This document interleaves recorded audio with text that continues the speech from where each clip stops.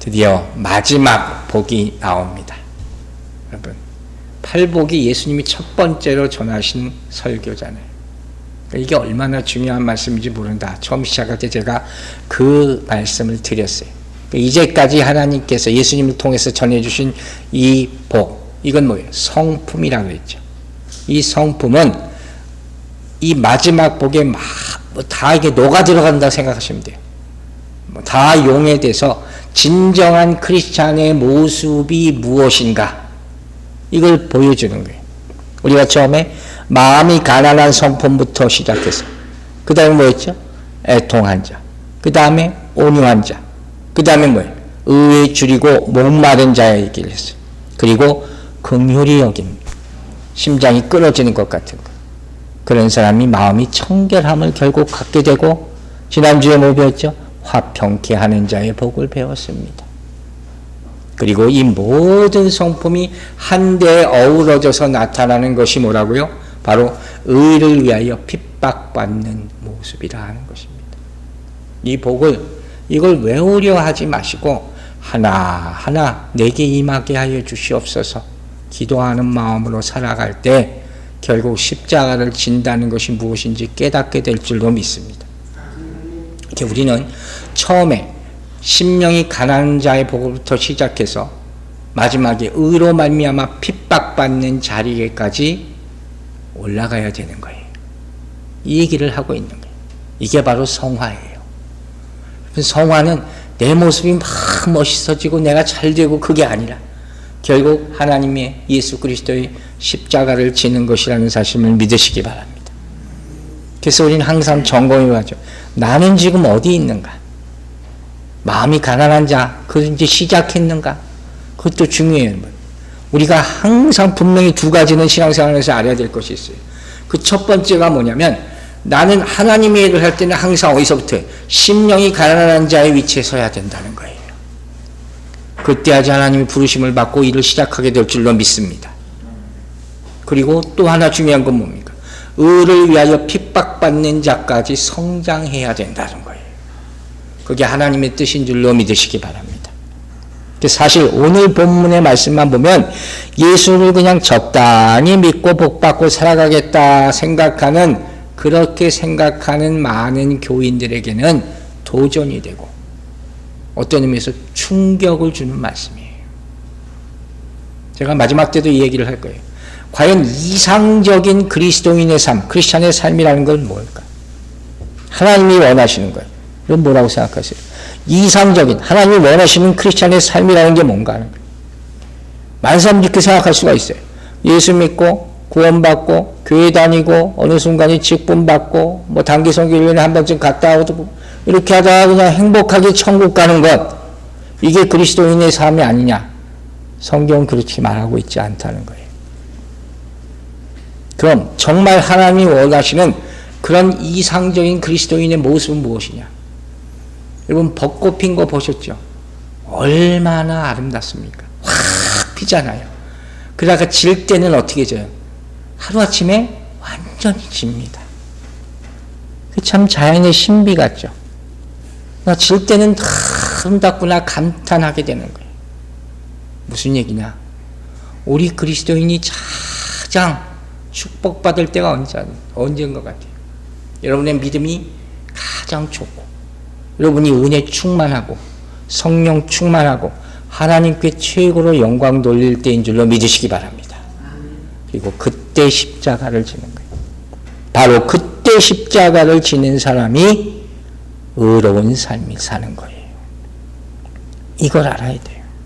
자, 오늘 본문 5장 10절 다시 보겠습니다.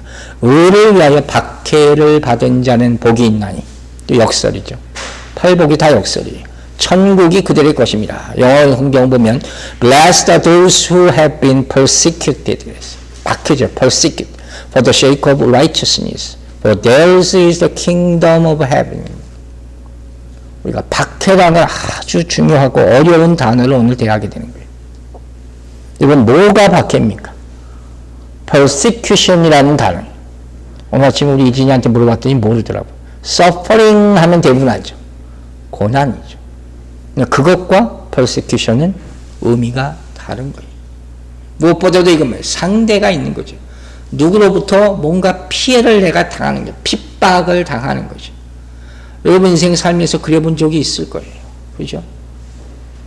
우리가 태어나면서 지금까지 자라오면서 항상 어렸을 때부터 그런 사람이 있어요. 나를 괴롭히는 사람들이 있어요.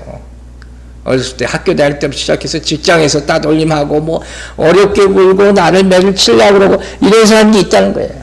아마 아무 핍박이 없이 정말 순탄하게 자랐다. 그런 사람은 거의 없을 거예요. 저는 그런 사람 별로 못 봐본 것 같아요. 중요한 건 뭐예요? 성경이 말하는 핍박이에요. 오늘 시간에는 이걸 볼 거예요. 성경이 고난과 핍박, 박해에 대해서 뭐라고 얘기하고 있느냐는 거예요. 자, 첫 번째 성경이 말하는 박해, 고난은 뭐냐? 내가 죄를 짓고 잘못해서 받는 고난이라는 게 있어요. 내 잘못으로. 이게 서퍼링이라고 보통 얘기하는 거예요. 베드로전서 4장 5절, 15절 보세요.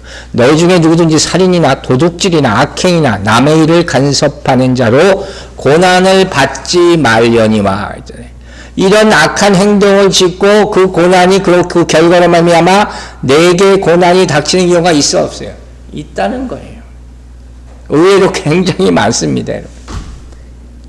근데 그걸 생각을 안 하는 거죠. 그러니까 이런 징벌은 당연한 징벌이에요. 페널티예요. 어떻게 보면. 내가 잘못한 것을 내가 받게 되는 것이죠. 그러니까 이런 자기의 잘못으로 말미암아 당하는 고통을 핍박이라고 얘기하지 않는다는 거예요. 그건 핍박이라고 할 수 없죠. 그리고 한번 돌아보세요. 많은 고난이 제가 들어보니까 그런 것 같아요. 내 잘못으로 말미암아 생긴 고난이었다는 것을 깨닫게 되는 거예요. 아마 아니라고 처음엔 변명할 수 있을지 모르겠지만 조금만 깊이 생각해 보면 내가 지금 당하는 많은 어려움, 원인이 누구에게 있어요? 나에게 있을 수도 있다는 거예요. 아주 쉬운 예를 들게요. 제가 느끼는 거예요. 우리가 몸에 병이 들잖아요. 그러면 여러 가지 이유를 들겠지만 그 중에 하나가 뭔 것 같아요? 내가 내 몸 관리를 못해서 드는 거예요. 그죠? 제가 주치의 만날 때마다 그분이 물어보세요. 단 거 먹지 마세요. 운동하세요. 이 두 개 항상 물어봐요. 그거는 항상 난 대답을 못해. 그러니까 몸이 안 좋아지는 건 당연한 거잖아요. 그거 하나 못하면서 내가 건강하길 바란다는 것 자체가 말이 안 되는 얘기예요. 이것뿐만 아니에요. 내가 잘못함으로 말미암아 안 좋은 결과, 화평을 깬다든가 문제가 생기게 만든다든가 이런 경우가 너무 많다. 근데 그걸 깊이 생각하지 못하고 후회하지 못하고 회개하지 못하고 가끔 가다 보면 지금 내가 어려움을 당할 때 내가 그냥 십자가 진다 이렇게 생각하고 말하는 사람들이 있어요. 근데 이건 한마디로 어떻게 해요? 십자가를 모독하는 거예요. 절대로 그런 식으로 말하지 마시라는 거예요. 여러분, 내 잘못 없이 참으로 100% 억울하게 당하는 고난이 바로 핍박이라고 할 수 있는 거예요. 두 번째, 또 어떤 고난을 성경은 말하느냐? 애매하게 당하는 고난이 있어요. 이유를 잘 모르겠는데 내가 어려운 가운데 있어요. 분명히 성경이 말합니다. 베드로전서 2장 19절 보세요. 부당하게 고난을 받아도 하나님을 생각함으로 슬픔을 참으면 이는 아름다우나. 뭐라 그랬어요? 부당하게 고난을 받아도. 이게 애매한 고난이에요. 즉, 왜 내가 지금 어려움이 닥쳤는지 잘 모르겠어요. 아무리 생각해도 잘 모르겠어요. 근데 내가 지금 어려움에 닥쳐 있는 거예요. 욥기를 보면 처음에 아마 욥이 그랬을지 않을까 생각도 돼요. 내가 뭘 잘못했지? 많은 사람들이 그렇게 생각할 수 있어요. 나중에 그걸 깨닫게 되죠. 쉽게 얘기하면 이런 예예요. 이웃집에 불이 나요. 그 불이 우리 집까지 옮겨 붙어요. 난 잘못한 게 없잖아. 이게 애매한 고난이에요. 또 내가 차를 잘 몰고 가요. 나는 뭐 위반한 것도 없어. 속도도 잘 지키고. 이제 뒤에서 가서 빠다. 뒤에서 막. 작년에 제가 이런 경우 3번을 당했어요. 나 또 처음이에요. 이걸 애매한 고난이라고 부당한 고난이라고 성경에서 얘기하고 있다는 거예요. 즉 나의 의사와 상관없이 닥치는 고난이 있어요. 근데 여러분 이럴 때 어떻게 할 거예요?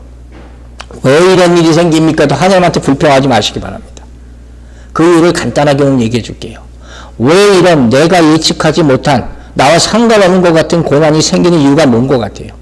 답은 간단해요. 세상은 우리 혼자 사는 곳이 아니기 때문이에요. 선과 악이 공존하는 곳이 세상이잖아요.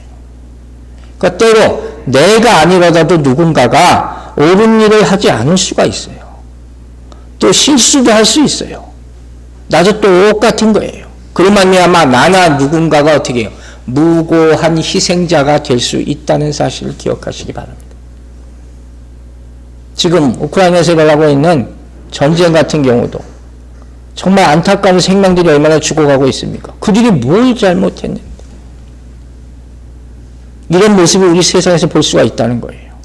중요한 것은 뭐 때문에 일어났지 그거 가지고 불평하고 고민하지 말고 악이 관영할 때 어떻게 하라고요? 선을 택하시는 여러분 되시기 바랍니다.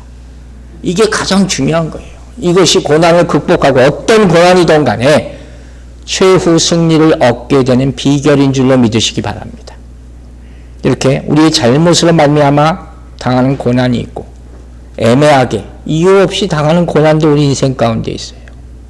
세 번째, 또 어떤 고난이 있느냐? 선을 행함으로 말미암아 얻게 되는 고난이라는 것도 있습니다. 자, 베드로전서 2장 20절 보세요. 죄가 있어 매를 맞고 참으면 무슨 칭찬이 있으리요. 그러나 선을 행함으로 고난을 받고 참으면 이는 하나님 앞에 아름다우니라. 좋은 말씀이죠. 조금 다른 얘기를 하려고 그래요. 여러분은 선합니까? 여러분께서 착하게 살았다고 다 조금씩은 생각할 거예요. 여러분이 선한 행동을 많이 베풀었습니까? 선을? 그렇게 살기를 바랍니다. 칭찬받을 수 있는 그런 삶의 모습이니까. 누가 이런 질문을 한 적이 있죠. 이거 많이 회자되는 질문이에요. 마더 테레사 수녀 아시죠? 인도에 있는 가난하고 병들고 아픈 사람들을 위해서 온갖 헌신을 한 사람. 그게 바로 마더 테레사 수녀예요. 온 세상 사람들이 그를 닮고 싶어하고 존경하고 그리고 심지어 뭐라고 말하냐면 그 사람은 의롭다 이렇게까지 칭송을 한단 말이에요. 자, 그런데 여기서 질문을 하나 드릴게요.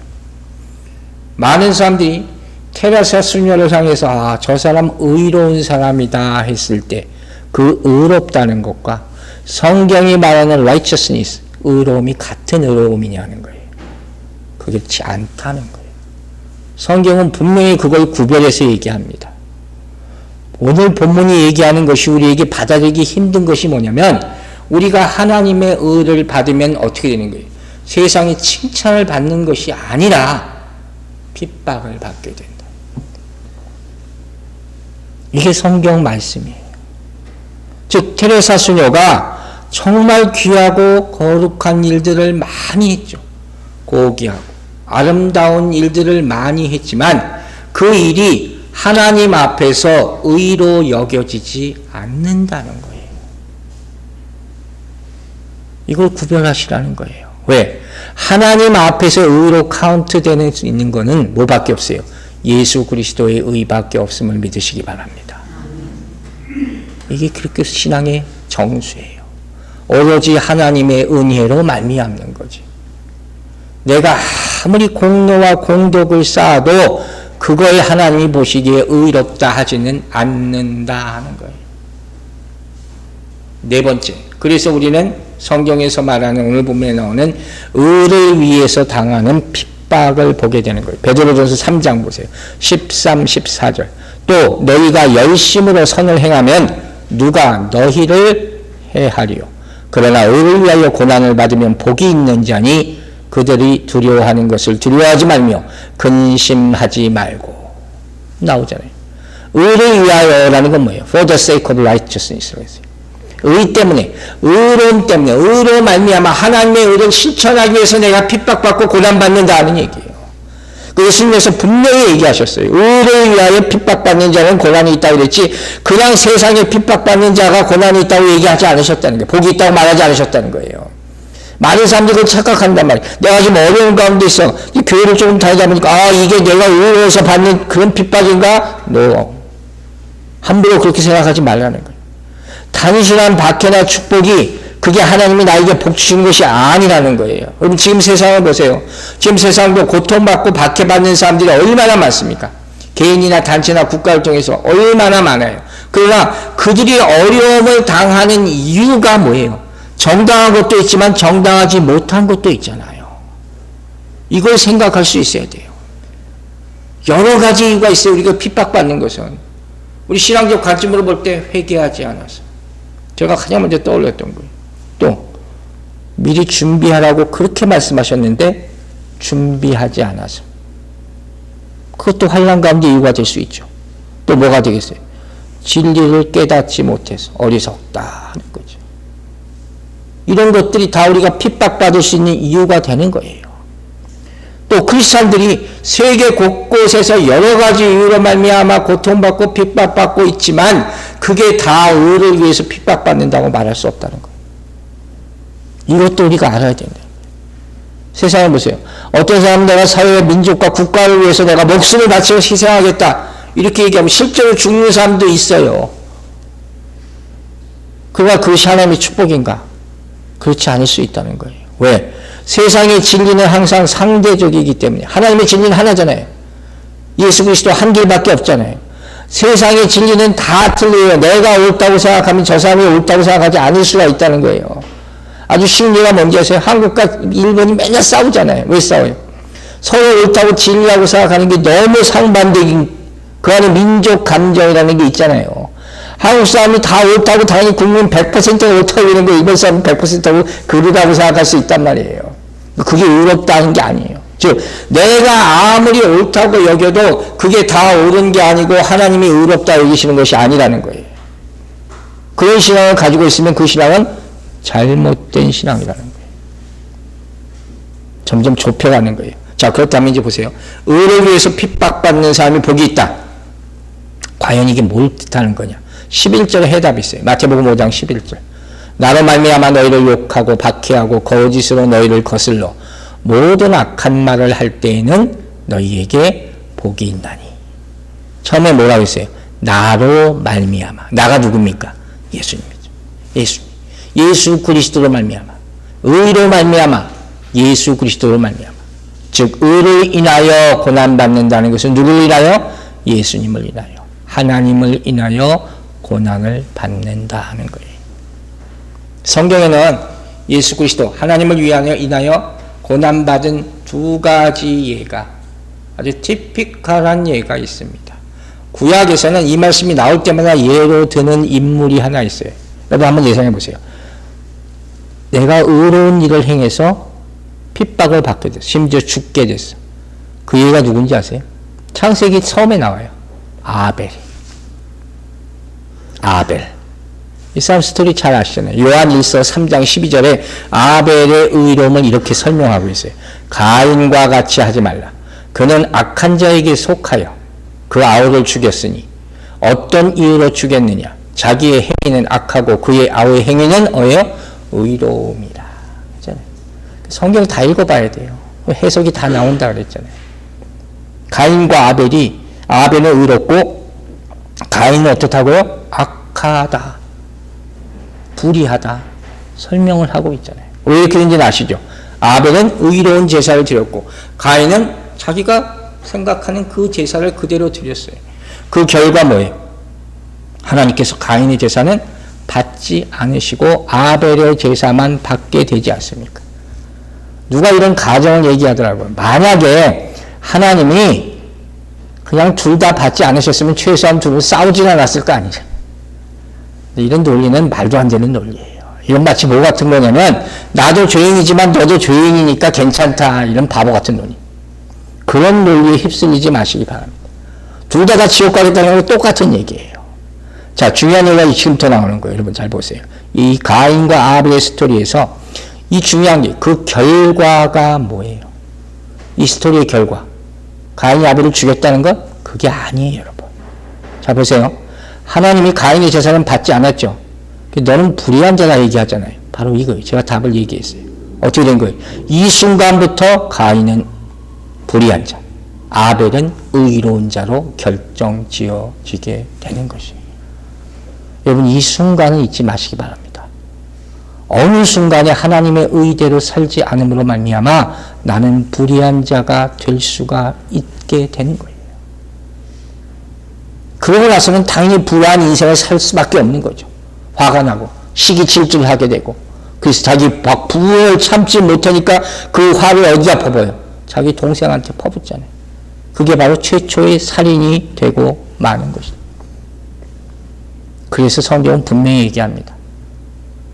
아벨은 의로운 자였지만 가인의 불의에 말미암아 죽게 된 자가. 이게 창세기에 나오는 의로운 사람이 불의한 사람에게 핍박당하는 모습이에요. 신약 성경을 보면 누구의 모습이 가장 확실할 거예요? 예수님이겠죠. 예수님이 당하신 고난을 받은 거예요. 자, 그럼 제가 또 한 질문할게요. 여러분, 예수가 받은 핍박은 누구로 말미암은 것이었어요?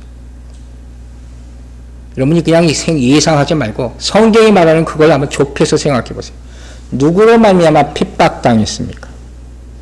자, 바울 사도가 로마서에서 그걸 잘 설명하잖아요. 로마서 3장 보세요. 21절. 이제는 율법에 하나님의 한 의가 나타났으니 율법과 선지자들에게 증거를 받은 것이다. 무슨 말인지 아시죠? 율법에 하나님의 한 의가 나타났다. 이게 누구예요? 예수님이죠. 즉, 이 말씀은 예수 그리스도의 의와 율법을 대조하고 있는 거예요. 예수님이 누구 때문에 핍박받고 죽었어요? 바리새인 아닙니까? 유대인들, 율법주의자들.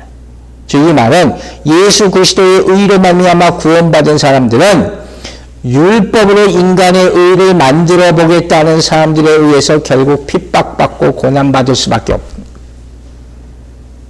이게 마지막 때의 적그리스도예요. 이게 666이에요. 6이라는 숫자가 뭐예요? 인간의 숫자잖아요. 7은 하나님의 숫자, 완전수란 말이에요. 6이 7을 항상 따라잡으려 하는 거죠. 이 인간일 수밖에 없는 거예요. 죄된 인간의 모습이에요. 이 모습의 최저 모습은 뭘까요? 자, 로마서 1장 17절에 나와 있어요. 복음에는 하나님의 의가 나타나서, 복음이 뭡니까? 십자가죠, 십자가. 믿음에서 믿음으로 이루게 하는 기록된 바 오직 의인은 믿음으로 말미암아 살리라 함과 같으니라.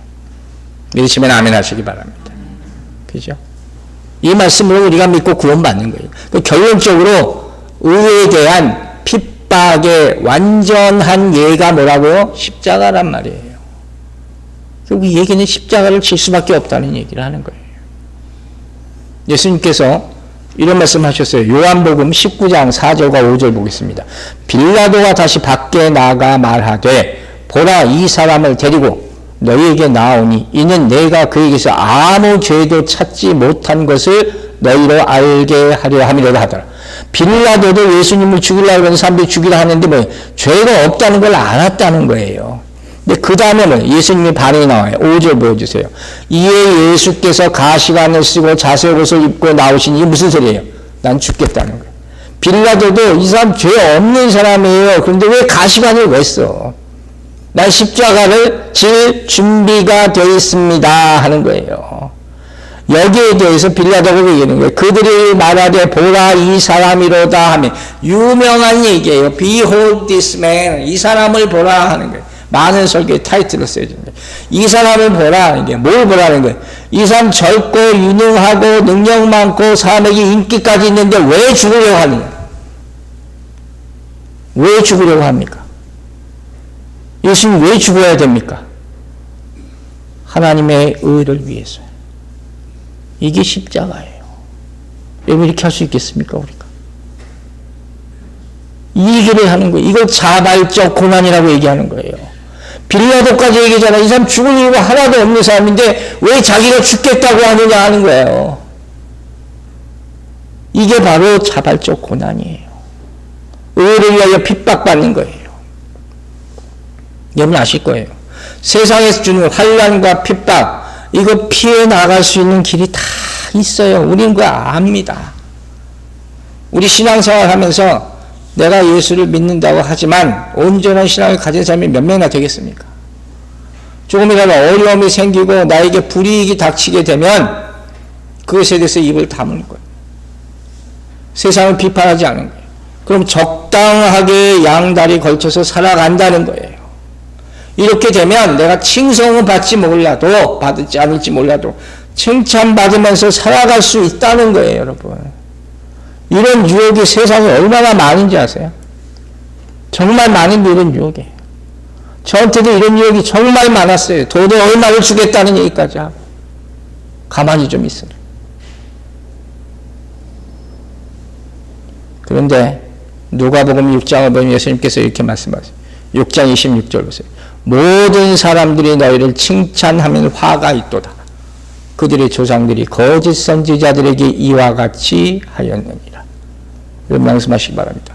칭찬은 예수님께 들어야지 축복이지, 세상이 여러분을 축하한다면, 축복한다면, 칭찬한다면 그건 저주가 될 수 있어요.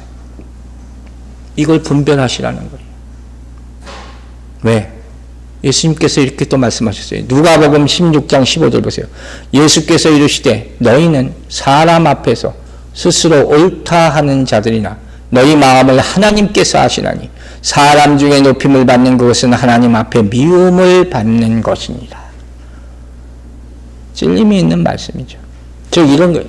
인간들이 스스로의 능력 가지고 노력으로 아무리 내게 의롭다 쌓아가게 하더라도 그것이 사람들로부터 칭찬받고 저 사람 선한 사람이야, 착한 사람이야, 의로운 사람이야, 이런 얘기를 들을 수 있을지는 모르지만 하나님은 절대로 그러한 사람을 좋아하지 않으신다는 거예요. 심지어 미워하신다고 분명히 얘기해요. 우리 인간의 노력이 얼마나 더없는 것이냐 하는 것을 보여주는 거예요. 그걸 바울 사도가 고린도전서 13장 사랑장이잖아요. 그걸 설명해서 이렇게 표현해요. 13장 3절 보세요. 고린도전서 13장 3절. 내가 내게 있는 모든 것으로 구제하고 또 내 몸을 불사르게 내줄 줄 알다. 여기까지만 보면 얼마나 대단한 사람이에요. 근데 뭐라고 그랬어요? 사랑이 없으면 아무 소용이 없다는 거예요. 하나님은 이제 안 하신다.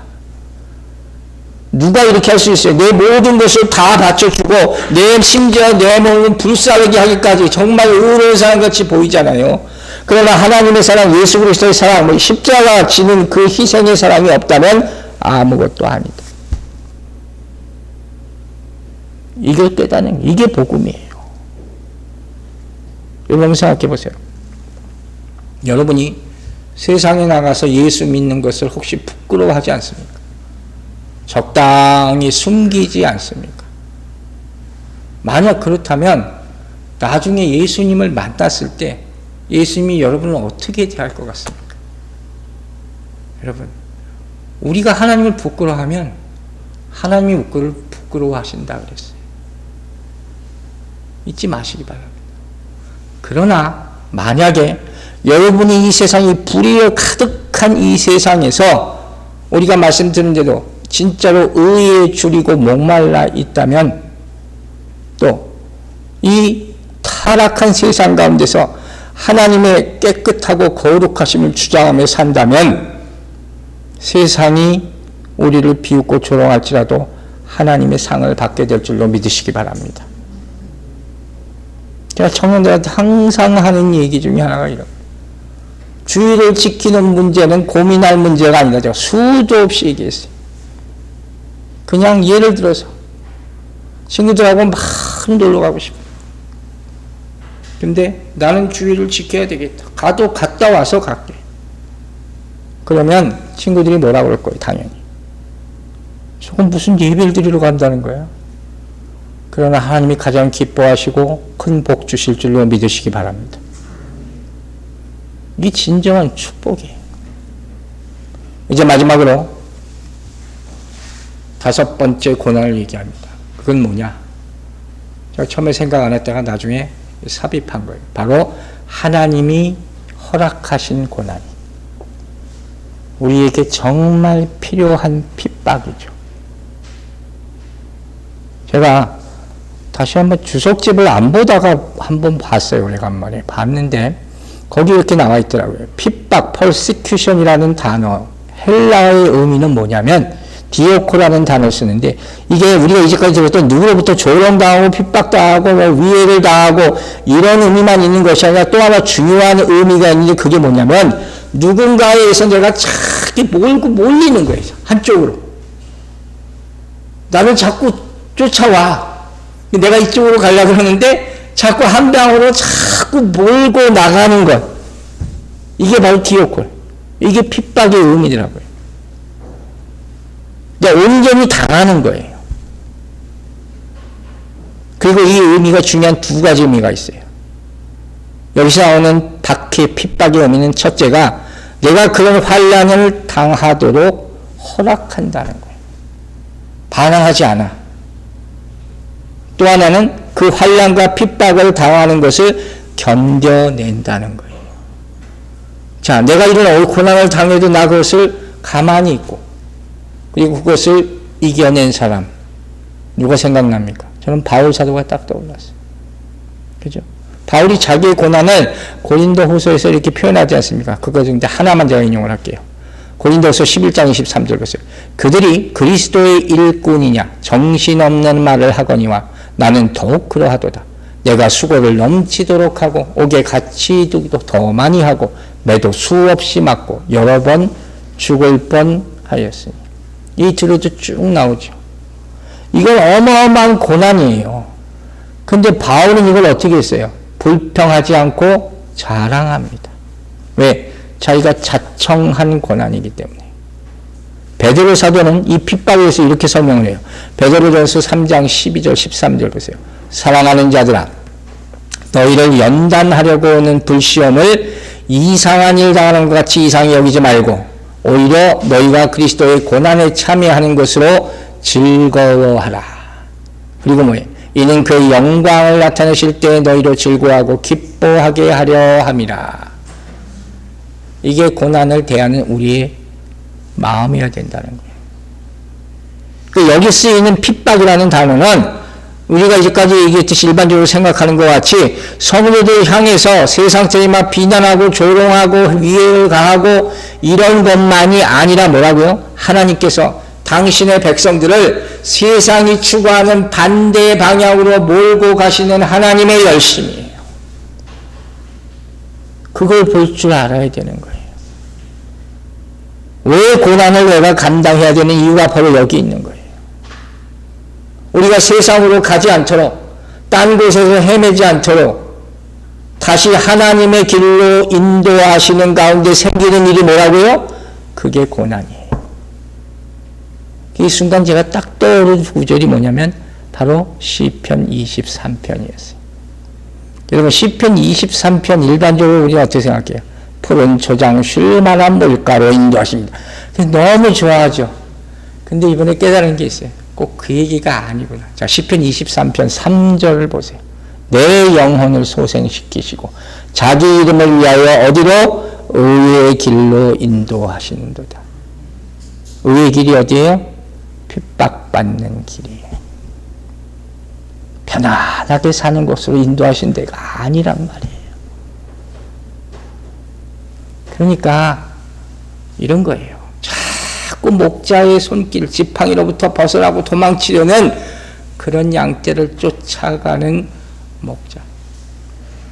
그 목자가 어떻게 해요? 막대기로 심지어 쳐가면서 어디로 인도해요? 양의 문으로 인도하지 않습니까?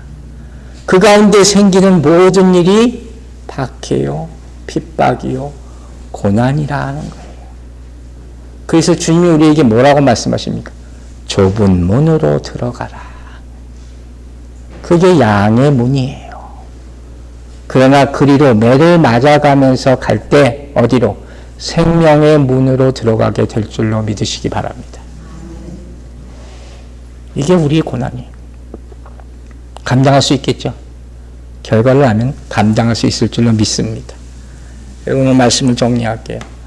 여러분은 지금 어떤 고난을 당하고 계신지 모르겠어요. 고난 없이 사는 사람은 아무도 없습니다. 모든 인생은 크고 작고의 박해와 핍박과 고난이 다 있습니다. 중요한 건 뭐냐?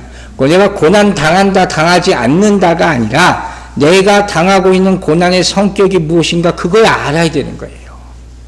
도대체 무엇 때문에 내가 고난받고 있느냐? 그 의미를 깨달아야 되는 거예요. 내가 무슨 목적으로 이 고난을 통과해야 될 것이냐? 그리고 이 고난에 대처하는 자세. 오늘 설교 제목이에요. 어떤 자세로 이 고난을 대처하고 임하느냐? 이것이 중요한 거예요. 여기에 따라서 여러분이 복된 자가 될 수도 있고 저주받은 자가 될 수도 있다는 사실을 잊지 마시기 바랍니다. 마지막으로 바울 사도가 고린도후서에서 하신 말씀 인용하고 마칠게요.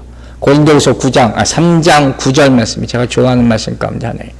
정죄의 직분도 영광이 있은즉 의의 직분의 영광이 더욱 넘치리라. 여러분, 고난과 연결되는 성경 말씀이 항상 뭐가 있는지 아세요? 영광이에요.